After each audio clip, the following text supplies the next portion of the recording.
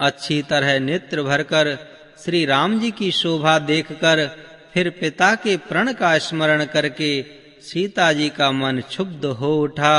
वे मन ही मन कहने लगीं, अहो पिताजी ने बड़ा ही कठिन हठ ठाना है। वे लाभ हानि कुछ भी नहीं समझ रहे हैं।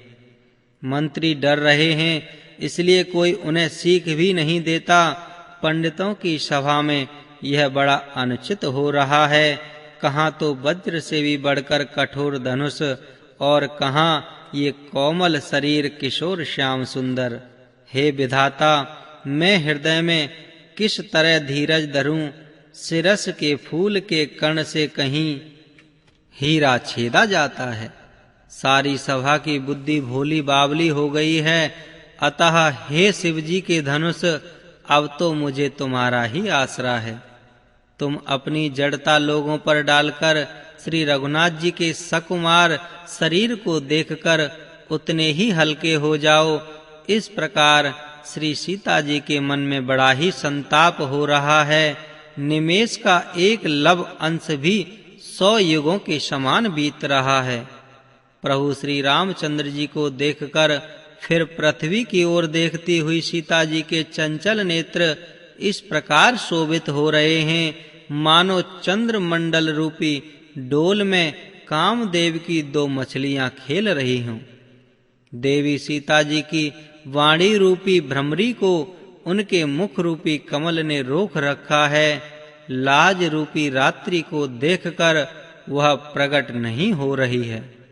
नेत्रों का जल नेत्रों के कोने कोए में ही रह जाता है, जैसे बड़े भारी कंजूस का सोना कोने में ही गड़ा रह जाता है।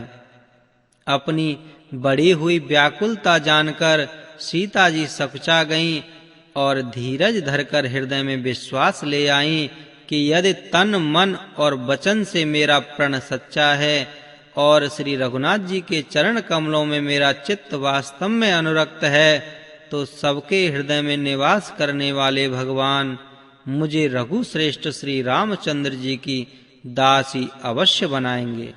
जिसका जिस पर सच्चा स्नेह होता है वह उसे मिलता ही है, इसमें कुछ भी संदेह नहीं है। प्रभु की ओर देखकर सीता जी ने शरीर के द्वारा प्रेम ठान लिया, अर्थात यह निश्चय कर लिया कि यह शरीर इन्हीं का होकर रहेगा या रहेगा ही नहीं। कृपा निधान श्री राम जी सब जान गए। उन्होंने सीता जी को देखकर धनुष की ओर कैसे ताका, जैसे गरुण जी छोटे से सांप की ओर देखते हैं।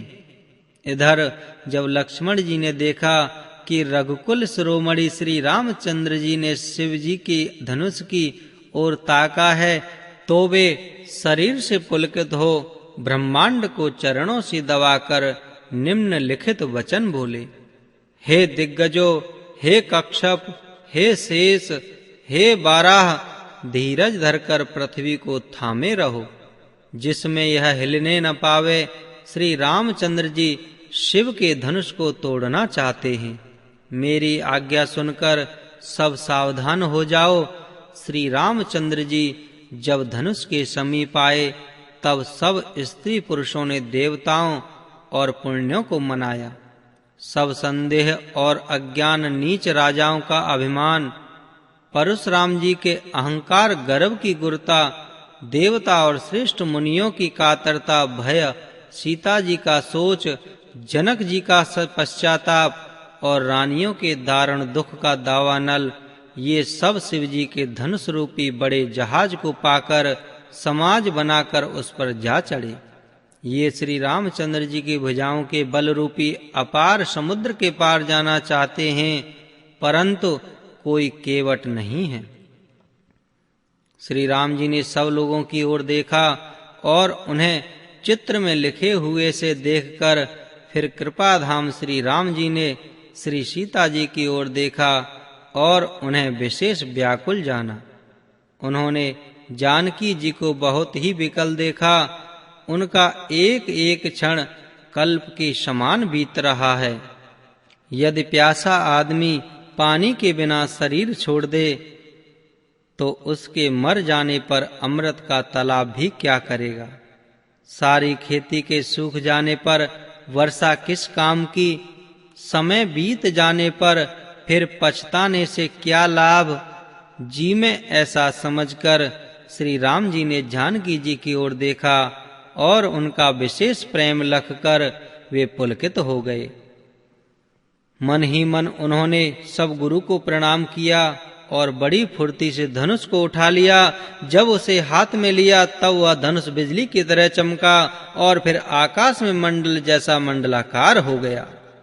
लेते चढ़ाते और जोर से खींचते हुए किसी ने नहीं लखा, अर्थात ये तीनों काम इतनी फुर्ती से हुए कि धनुष को कब उठाया, कब चढ़ाया और कब खींचा इसका किसी को पता ही नहीं लगा। सबने श्री राम जी को धनुष खींचे खड़े देखा। उसी क्षण श्री राम जी ने धनुष को बीच से तोड़ डाला। भयंकर कठोर ध्वनि से सब लोक भर गए। घोर कठोर शब्द से सब लोक भर गए। सूर्य के घोड़े मार्ग छोड़कर चलने लगे। दिग्गज चिंघाड़ने लगे। धरती डोलने लगी। शेष वराह और कच्छप कलमला उठे। देवता राक्षस और मुनि कानों पर हाथ रखकर सब व्याकुल होकर विचारने लगे। तुलसीदास जी कहते हैं, जब सबको निश्चय हो गया कि श्री राम जी ने धनुष को तोड़ डाला, तब सब बोल सियावर रामचंद्र की जय ऐसा बोलने लगे। भगवान शिव जी का धनुष जहाज है और श्री रामचंद्र जी की भुजाओं का बल समुद्र है। धनुष टूटने से वह सारा समाज डूब गया जो मोह बस पहले इस जहाज पर चढ़ा था, जिसका वर्णन ऊपर आया है। प्रभु ने धनुष के दोनों टुकड़े पृथ्वी पर डाल दिए। यह देखकर सब लोग सुखी हुए। विश्वामित्र रूपी पवित्र समुद्र में, जिसमें प्रेम रूपों सुंदर अथाह जल भरा है, श्री राम रूपी पूर्ण चंद्र को देखकर पुलकावली रूपी भारी लहरें बढ़ने लगीं। आकाश में बड़े जोर से नगाड़े बजने लगे और देवांगनाएं गान करने लगीं। परमपिता ब्रह्मा आदि देवता सिद्ध मुनीश्वर लोग प्रभु की प्रशंसा कर रहे हैं और आशीर्वाद दे रहे हैं। वे रंग बिरंगे फूल और मालाएं बरसा रहे हैं। किन्नर लोग रसीले गीत गा रहे हैं। सारे ब्रह्मांड में जय जयकार की ध्वनि छा गई है। बोल सियापति रामचंद्र की जय। इस प्रकार इस प्रकार जय जयकार हो रही है। जहां तहां स्त्री पुरुष प्रसन्न होकर कह रहे हैं कि श्री रामचंद्र जी ने शिव जी के भारी धनुष को तोड़ डाला। धीर बुद्धि वाले भाट मागध और सूत लोग बिरदावली कीर्ति का बखान कर रहे हैं।